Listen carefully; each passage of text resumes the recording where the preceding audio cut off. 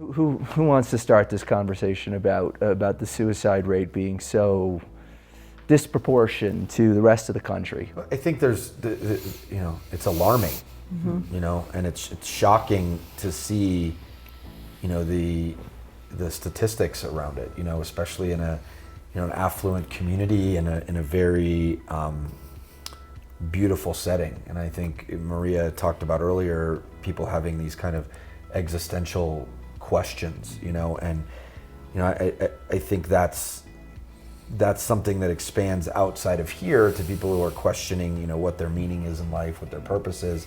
So there's all kinds of theories or the reasons why it's so much higher in an area like this. And I don't really know or wish to speculate right now around that. I think we really want to look to what's a solution and how can we be supportive. How can we help, point people in the direction of healing, and one of the ways is, we're offering workshops here, and outpatient services will be, more expansive as we grow. Not everybody needs to spend it's a significant amount of money for treatment and time to come away, but we're gonna be offering ways to integrate it into the community. But not only that, we're building a team and have built a team of people with wealth of knowledge of services, in this area and around the country, that we can be a referral point for folks, that we can help to assess and see, what it is folks need. Sometimes people are in a crisis period that hasn't pervaded their entire life, and they seem like everything is collapsing, and they may just need to be able to see things through a new lens. Sometimes people have been struggling with something for a very, very long time, and those two people may need very different services. But I think with what we've built here and are continuing to build, we're going to be able to assess them and have different modalities that we can work with, their primary physicians, their local therapists and psychologists and psychiatrists, and really be a resource, and if not, be direct source of treatment, definitely be an indirect source. Well, I think, I think that from talking to some local therapists, some of the things that I've heard people say is, clients say to them is, I moved here, gave up everything to be out here. This was my dream, to be in the mountains, to be able to do all these things. And they find themselves depressed. And people talk about being in higher elevation, there's lower serotonin levels, which is responsible for the mood, and higher dopamine levels, which is about risk-taking and adventure-seeking and all that other stuff. And people think, if I can't be happy here, there must be something really wrong with me, because where else could I possibly be happy? And I think that there's just not enough awareness. It's almost like if there could be billboards here saying, it's okay to be depressed, you're not alone. There are a lot of people that are depressed here.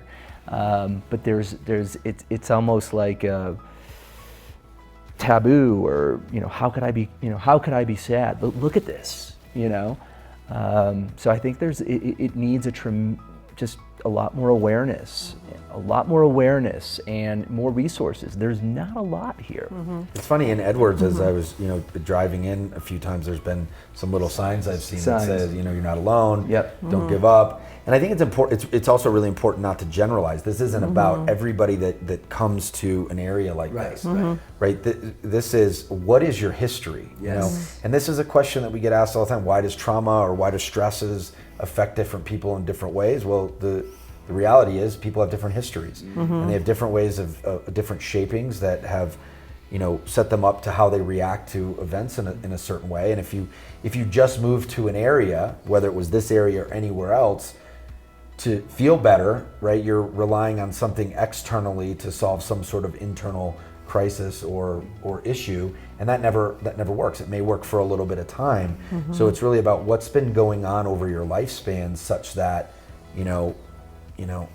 I'm feeling this way here. And sometimes I think people don't allow themselves, like you were just alluding to feel bad in places that you think you should feel good. Waking up and going, I should be grateful for this, I should be when in reality, you can be grateful and you can be happy and also feel bad. I think a lot of the work that we do as clinicians and as a team, you know, is to help people learn how to feel bad. Well, the other thing is, you know, when you come here, you're letting go of attachments someplace else. And sometimes people don't realize how important those attachments are to them or were to them until they're not there anymore, or until they miss people or miss familiar places. And so you either have to have a way to go home from time to time to maintain those attachments, to maintain your mental health, or you have to form new attachments out here. And that means getting involved in community and making friends and forming relationships, and that can be a little tricky out here. It takes time, and it takes focus, and you know, a deliberate, moving in deliberation. In other words, really making that a conscious goal that's part of your constant state of awareness that it's important to form attachments here, or you're not going to be happy. We're human beings. We're herd animals. We're like horses. We're not happy if we're not with each other. We're not happy unless we're forming attachments, friendships, acquaintanceships, love. You know, without it, life doesn't have meaning, and it can be depressing.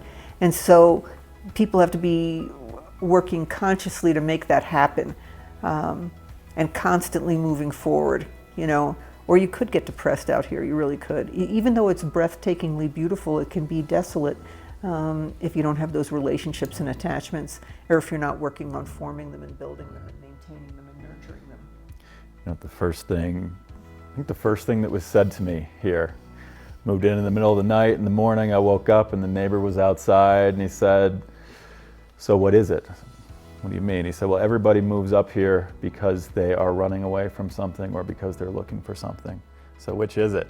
And that just stuck with me, and it makes me think about like the valley and sort of the way that even people in the valley see themselves. All that being said, I think this is a tremendous time for us to have moved in because there are wonderful things going on with Eagle Valley Behavioral Health and some of those initiatives, the Hope Center coming up here, and some of the partnerships that are being created to address this problem. I think historically, there's been either a lack of awareness or sort of a blind eye turned to the mental health crisis, and but right now there's some fantastic initiatives and some very, very talented people working on addressing this problem, and I'm excited for us to be a part of that and to contribute to that.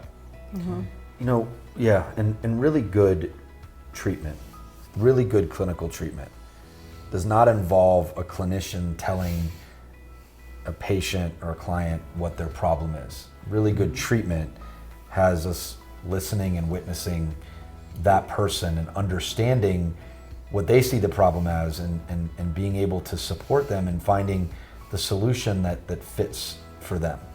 And I would say that's the same with addressing this issue. The last thing we want to be is the new guy on the block coming in and telling you what the problem, telling everybody here what the problem is. Sure. We really want to be, you know, we want to be able to listen, hold space, help find solutions. And those solutions may be different for every single individual, you know, and that's what's really important about the integrated care model that we're talking about, is we need to meet each person where they are. You know, an addict is not an addict is not an addict. A trauma survivor is not a trauma survivor is not a trauma survivor. People come to us, come to treatment for many different things, and they're going to find paths to healing in many different ways. And it's not often going to look like the way that I think it should look, or Abe or Ryan or Maria should think it should look. It's got to be a way that's collaborative, that's going to be the best for the patient and their family system. And I would say that's the same with the community that we're in, that we want to be a resource.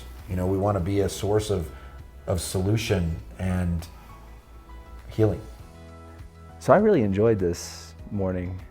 I know we got to get up a little early to have this conversation, but this was great. Really getting to hear all of your guys' point of views and kind of opened my eyes to some things. I think we should do this again. I definitely think we need to have more discussions like this and see how we can continue to better ourselves, APN, and help the community. It was a lot of fun. Yeah. Yeah, it was a lot of fun. I really enjoyed it. Good. I'm in. You're in? I'm in.